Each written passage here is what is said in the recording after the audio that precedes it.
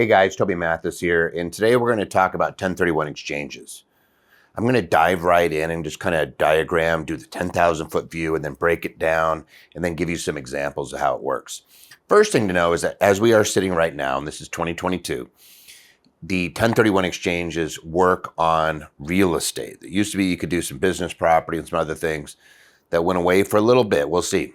Tax Cut and Jobs Act I believe that they were coming back in 2026 to possibly have those other uses. But for right now, we're only going to concentrate on real estate. So for my purposes, 1031 exchange right now is only for real estate. And here's how it works. Let's say that I purchase property and real estate, any type of real estate. It could be apartments, it could be single families, duplexes, fourplexes, even land. And I have real estate. And the reason I say real estate, because it doesn't matter whether it's 1 or 10 or 100. It's just we're using real estate as the example. And as long as we trade real estate for more real estate of equal or greater value, what the tax code says, is 26 USC 1031, which is why they call it a 1031 exchange. As long as you are trading real estate for real estate and following their rules, you do not recognize the gain or depreciation.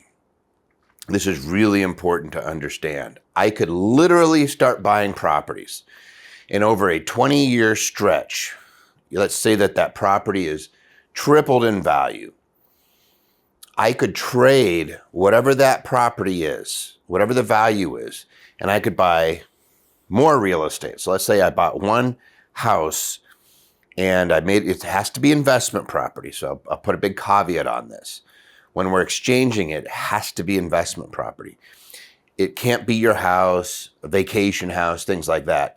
It has to be an investment property when you sell. And then you need to acquire investment property on the other side. So some of you guys are already saying, wait a second, that means that I could take a home, turn it into investment property, 1031 exchange it, acquire other investment property, and could I move into that at some point in the future? The answer is yes, but we're not going to get into that just yet. You can buy, or I can sell the real estate. So let's say again, I bought a piece of real estate, 100,000, and it's worth, let's just say it's worth 500,000. 20 some years later, it's gone up 500% or whatever that is. So there's $500,000, and I want to buy more real estate. So I sell that property for $500,000, and I acquire, let's say that I acquire a piece of land for $100,000, a single family resident for $100,000. Maybe I get a small duplex for $100,000. I know you're not going to get a duplex for $100,000, but you get maybe I do the duplex for $300,000. So all of it adds up to $500,000. The answer is I pay no tax.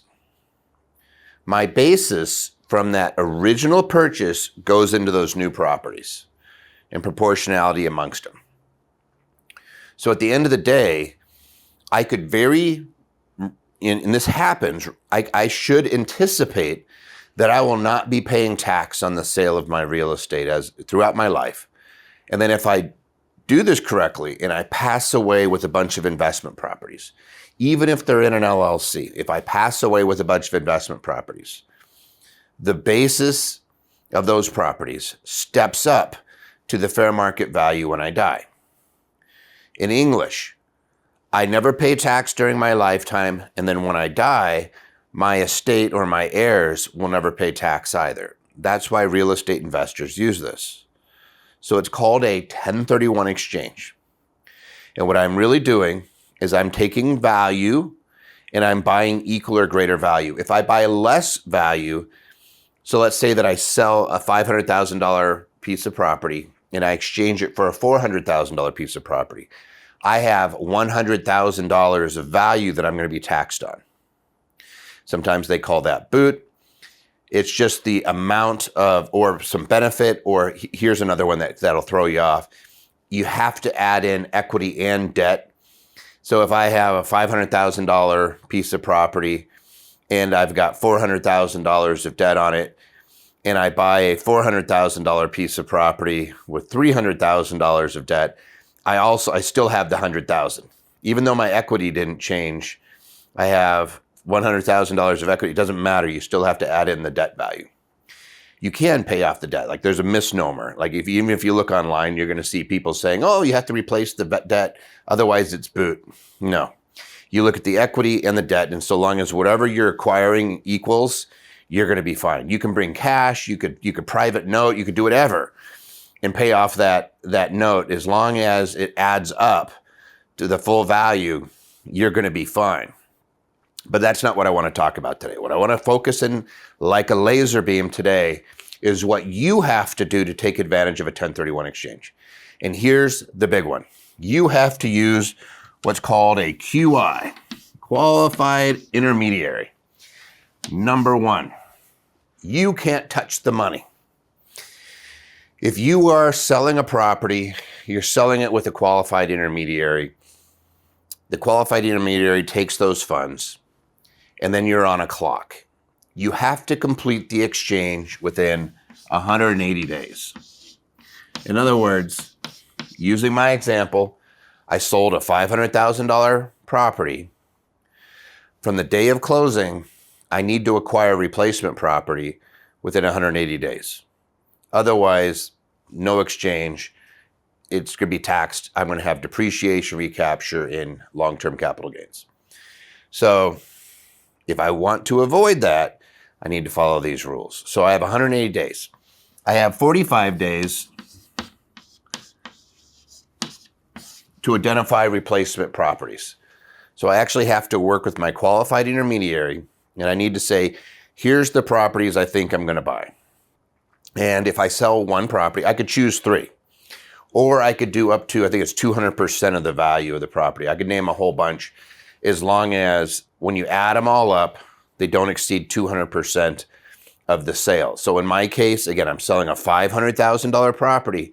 I could identify properties, and it could be a whole bunch of properties, up to $1 million worth of properties that then I need to acquire within the 180 days. And that's called a deferred exchange. You could do a 1031 exchange where you're literally closing on 2 properties simultaneously and you're swapping. So for example, hey, I'm selling my $500,000 property and I already know I'm buying these 3 properties, and I coordinate the closing so they're on the same day, and all we're doing is swapping them. Boom, I don't have to worry about 45 days, 180 days, anything. I'm just swapping them. Another route you could do is what's called a reverse exchange. And with a reverse exchange, generally speaking, I'm buying a replacement property, again, through a qualified intermediary. I have to make sure that I'm not touching the funds from the sale. It needs to, so I'm going to be using this third party, and I'm going to be following their advice. So no matter what I say, you got to be talking to your intermediary and making sure that you're following their advice, because there's nuances here. I'm giving you the 10,000 foot view and the rules, but there's always little nuances depending on your scenario.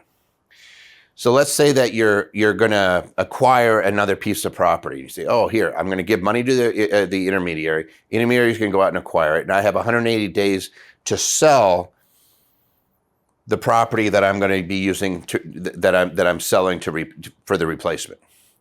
So I am selling a property. I am buying a property. You could either do them simultaneous. You could sell and buy, or you can buy and then sell, but you still have that 180-day period. The other route you can go is some folks will actually do building, and the IRS will even allow you to do land and building so long as it's complete within 180 days as well. So again, you have different options available to you. If I was going to leave you with one word of advice, it's make sure that you're communicating with your qualified intermediary all the time. And so just remember, we have this little timeline. We have the sale on a typical exchange. It's called a Starker exchange. You'll hear people call it that. That's day 1.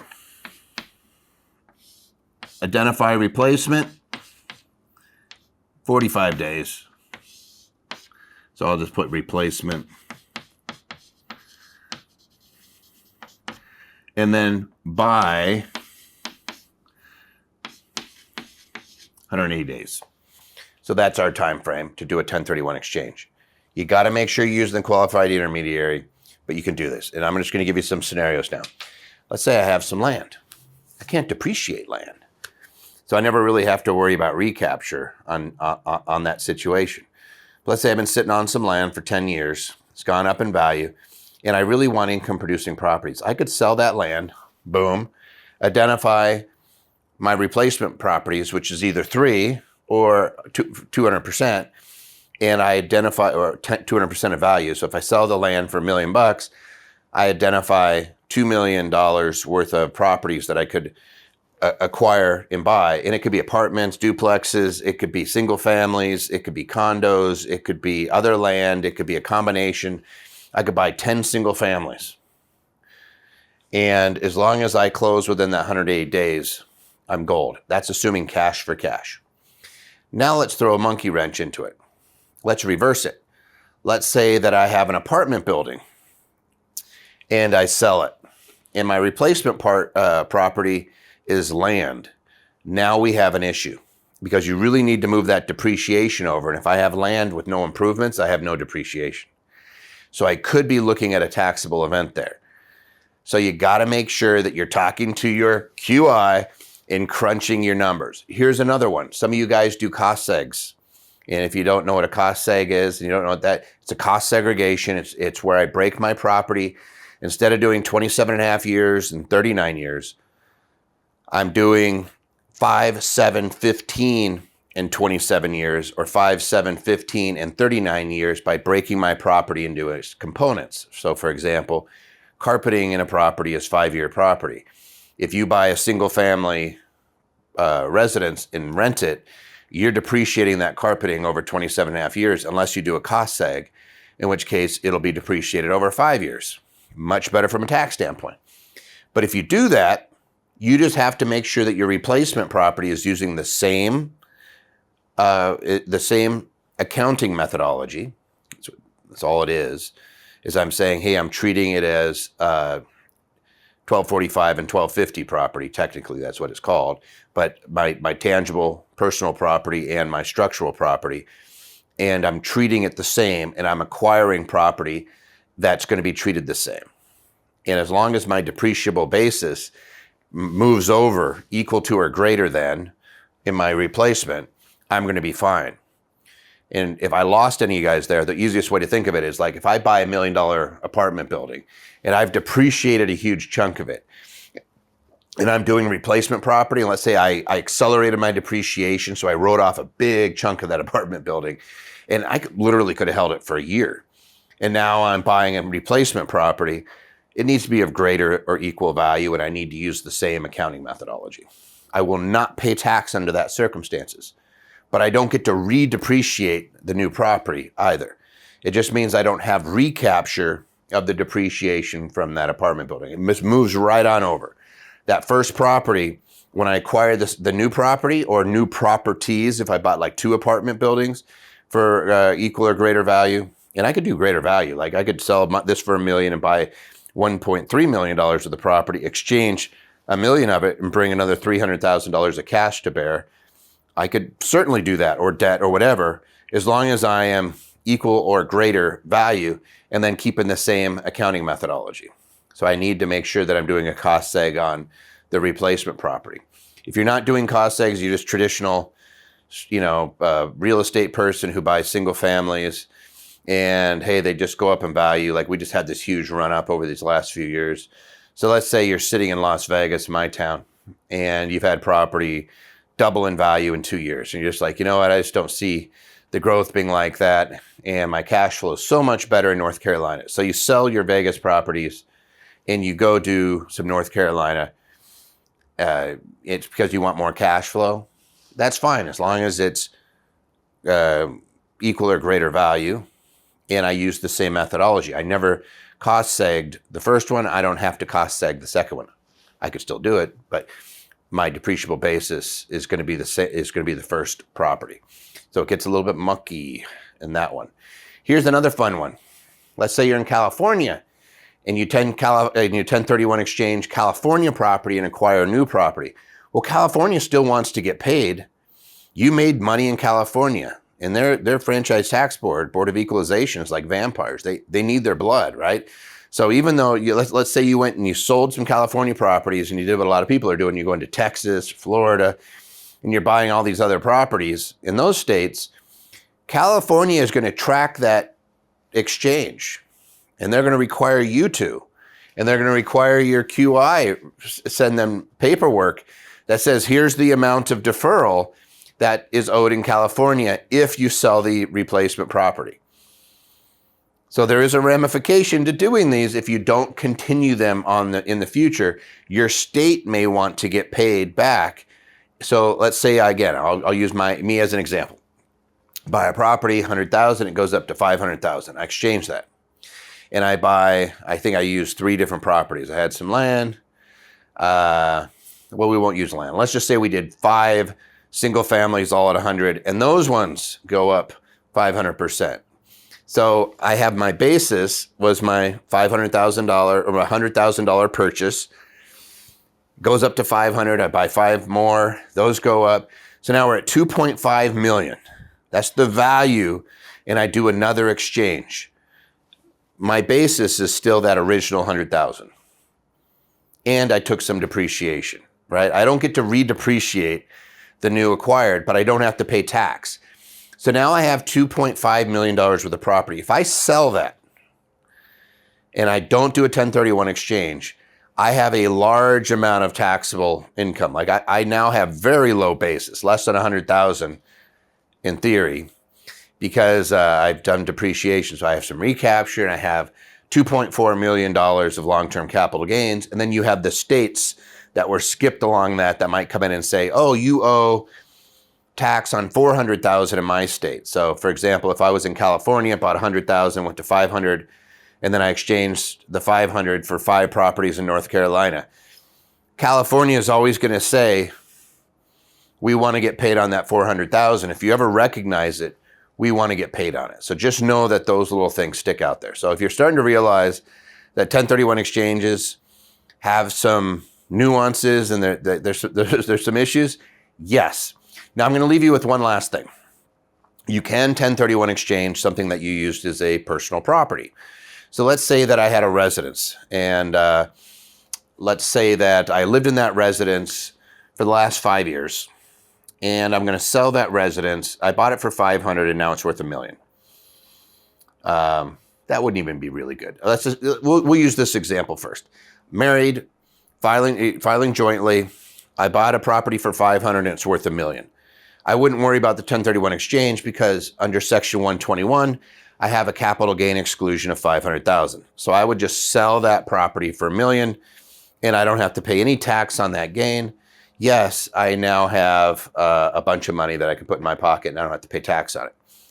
What if that $500,000 property, let's say it was in Seattle, and now it's worth $2.5 million, or San Francisco, or heck, Las Vegas and Summerlin. You bought a property and your basis is 500 grand, and now it's worth 2.5.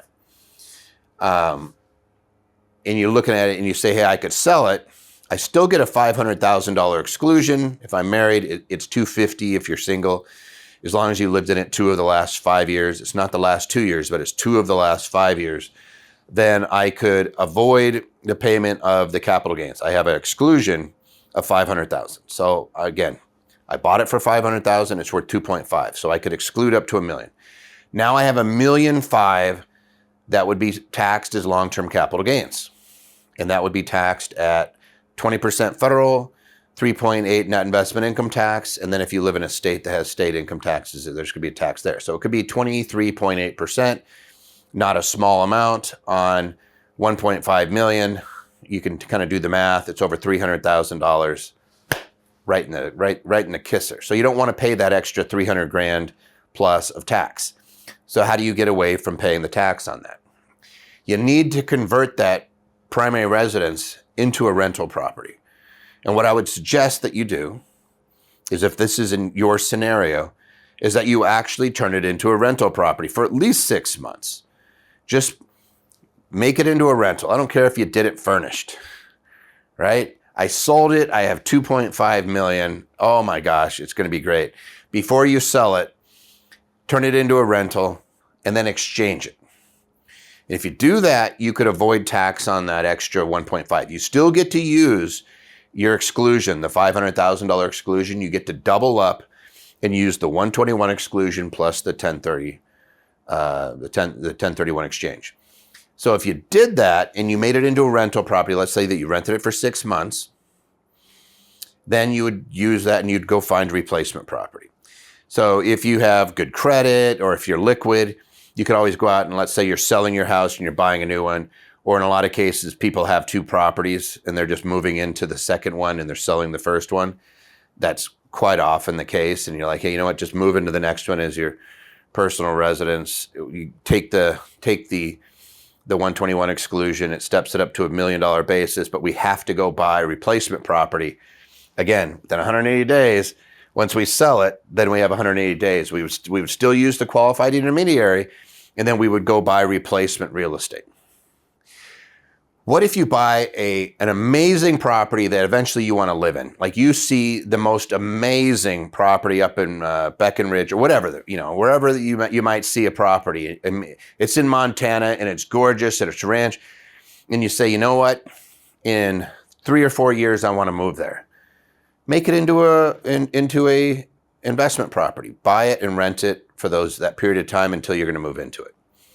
And the rules, the 1031 exchange rules, contemplate that you will move into and make a replacement property into your primary residence. They actually have a rule that says if you do that, you can't use the 121 exclusion, the $500,000 exclusion if you're married, the $250,000 exclusion if you're single. You can't use that for 5 years on a property that you 1031.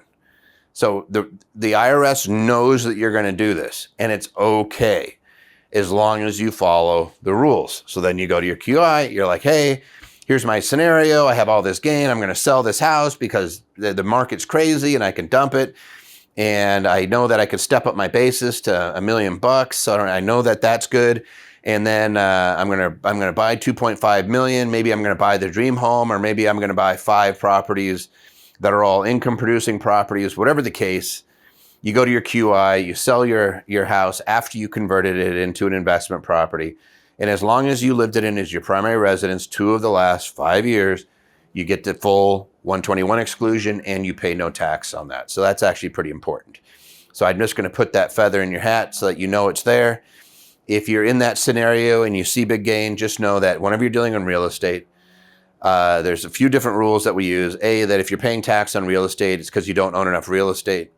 Because if you know how depreciation works, if you're paying tax on rentals, income, and things like that, all you really need to do is increase your basis, your depreciable basis, by buying more property. The other thing is the buy, borrow, die is the ultimate strategy. Buy real estate, it appreciates. You borrow against it, it's not taxable. When you die, the basis steps up. If you want to sell properties along the way, you 1031 them, do this, and you never have to pay tax on it. And then you continue to let it grow, grow, grow, grow, grow. You keep borrowing, borrowing, borrowing, borrowing, and you never pay tax on it. Then when you pass away, your heirs can sell it and not pay any tax on that. So buy, borrow, die. If you pay tax on real estate, it's because you don't own enough. Think of those 2 things, and you'll be good as gold. All right, if you like this type of content, by all means, please click that like button and subscribe. Click the little bell if you want to be notified whenever we're putting out new videos. And here's a big one. If you know anybody who's looking at 1031 exchanges, or they're talking about it, or they're real estate investors, share this with them so that they know a little bit more about 1031 exchanges.